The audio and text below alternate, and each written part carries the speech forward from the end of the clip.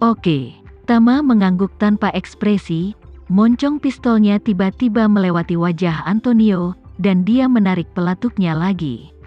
Bang! Antonio hanya merasa kejadian barusan terulang di telinga kirinya.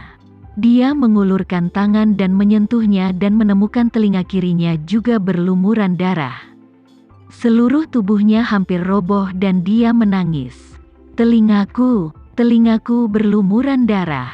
Tidak ada lagi. Tama memandangnya, lalu memandang Jessica yang tampak ngeri, dan berkata dengan tenang. Jika aku mendengar kalimat lain darimu untuk memaafkan ayah mafiamu, aku akan mematahkan anggota tubuhnya, dan jika kamu terus membelanya, aku akan memotongnya menjadi beberapa bagian dan memberikannya kepada anjing. Kemudian kau bisa menyaksikan dia dikanibalisasi oleh anjing-anjing sambil terus menuduhku sebagai seorang fasis. Mendengar hal itu, Antonio mengaku sangat ketakutan hingga hampir pingsan. Dia menangis dan berkata kepada Jessica, "Putriku yang baik, mulai sekarang, jangan katakan apapun." Jessica juga sangat ketakutan. Ketika ayahnya mengatakan ini, dia hanya bisa menganggukkan kepalanya, tidak berani mengucapkan sepatah kata pun.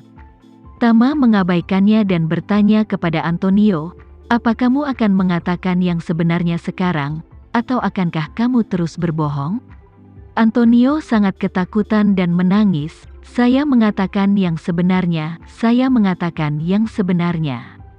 Semua aset saya kira-kira lebih dari 2 miliar dolar AS. Ada sekitar 1/4 dari real estate, 1/4 dari berbagai aset tetap, dan 1/4 lainnya berupa uang tunai, deposito, saham, dan perwalian dalam berbagai bentuk. Dan sisanya adalah transaksi obat terlarang dan berbagai barang selundupan." Tama mencibir, "Hanya 2 miliar, apa yang kamu rahasiakan? Apa kamu takut aku akan merampok uangmu?" Antonio menggelengkan kepalanya tanpa sadar dan berkata, Tidak, bukan itu maksudku." Tama menarik Jordan ke sampingnya, memandang Antonio, dan berkata, "Aku akan memperkenalkan kepadamu, ini Jordan, dia membuka toko angsa panggang di Indonesia Town. Dan sebuah geng bernama Burning Angel mendatanginya dan meminta $3 sebulan darinya." "Apa hubungannya Burning Angel ini denganmu?" "Mereka tidak ada hubungannya denganku." Antonio tanpa sadar ingin pamit, tapi sebelum dia selesai berbicara, dia tiba-tiba menyadari bahwa ini mungkin alasan mengapa Tama datang mencarinya. Dengan kata lain, Tama sudah mengetahui hubungannya dengan Burning Angel. Aman di samping juga pingsan total. Dia menangis di dalam hatinya, "Sialan, nasib buruk macam apa yang kualami?" Tama jelas-jelas merepotkan Antonio hari ini. Bagaimana mungkin aku bisa datang ke tempat Antonio hari ini?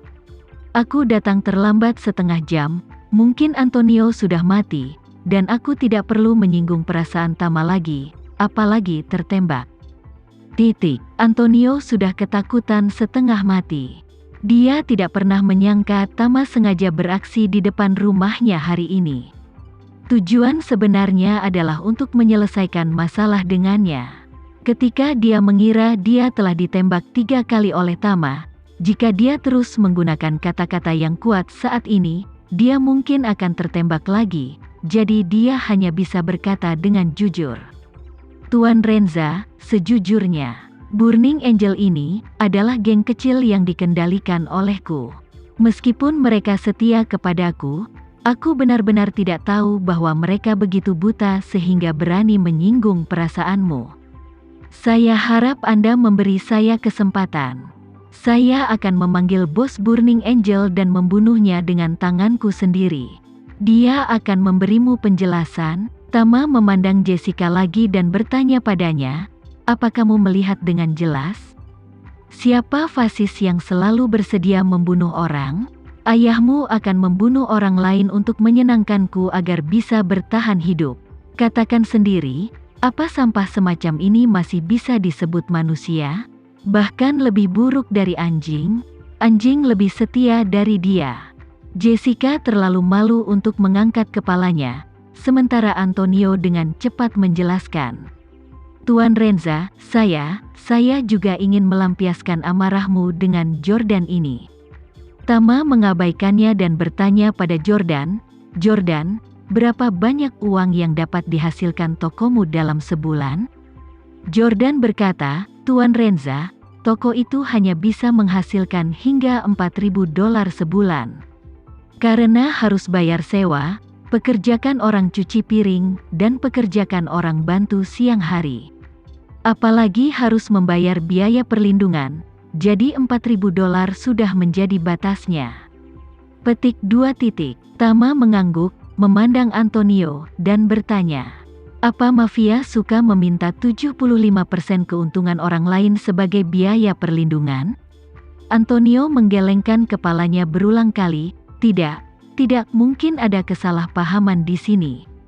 Itu mungkin keputusan yang dibuat oleh Burning Angel tanpa izinku.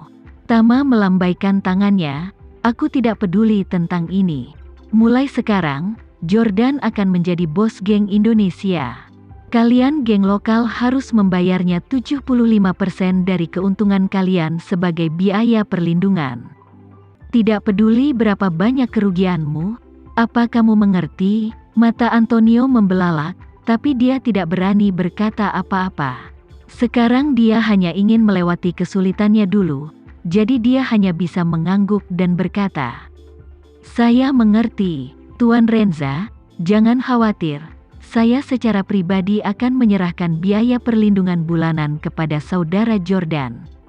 Tama melambaikan tangannya, kamu tidak memiliki kesempatan ini.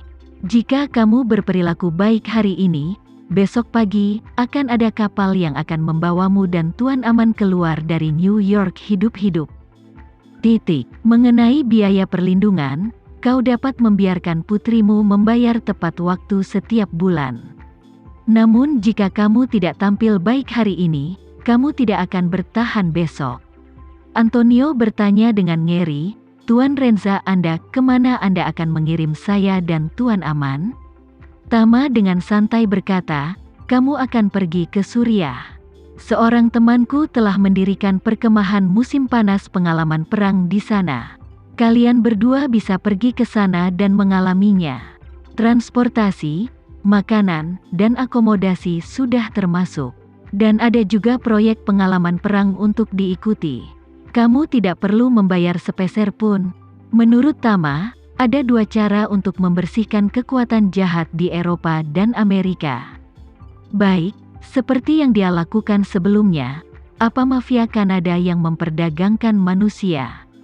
Atau para gangster Meksiko yang melakukan segala macam kejahatan, semuanya akan dibawa pergi, dibunuh, atau diculik.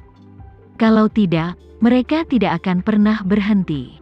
Meskipun dia meremehkan uang kecil ini, karena dia datang hari ini, dia tentu saja tidak bisa kembali dengan tangan kosong.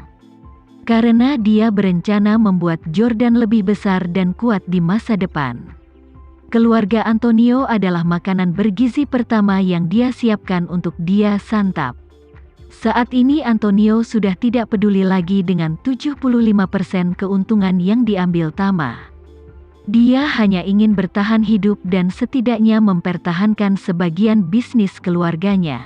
Jika ada kesempatan lain di masa depan, dia mungkin bisa membalas dendam pada Tama.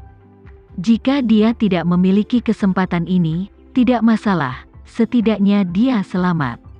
Namun, ketika Tama mengatakan bahwa dia akan dikirim ke Suriah, dia tiba-tiba pingsan dan menangis.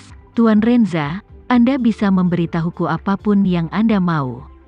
Saya bisa memberi Anda 75% keuntungan saya atau bahkan 85% keuntungan saya.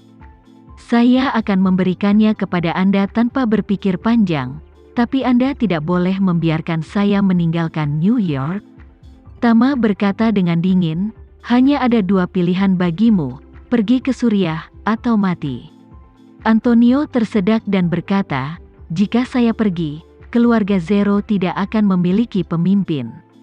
Keluarganya terpecah, dan 75% keuntungan yang dijanjikan kepada Anda hilang. Jika Anda mempertahankan saya Saya akan bekerja keras untuk menghasilkan uang untuk Anda. Tama memandang Jessica meliriknya dan berkata, "Setelah kamu pergi, putrimu akan mengambil alih organisasimu." Jessica langsung berseru, "Aku tidak menginginkannya. Aku tidak ingin menjadi mafia."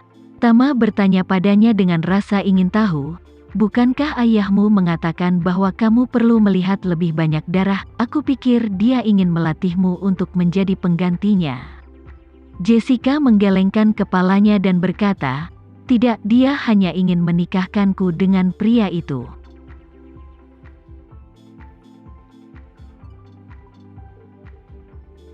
Sekian dulu ya video kali ini, kita lanjutkan lagi videonya di lain waktu.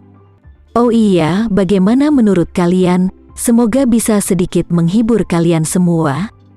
Untuk teman-teman yang baru nonton, jangan lupa subscribe ya, hehehe. Dan kalau teman-teman ada yang ingin gabung langganan, bisa langsung gabung saja untuk dapat fitur yang menarik dan sedikit membantu Mimin. Terima kasih banyak sudah menonton, sampai jumpa lagi, bye bye bye.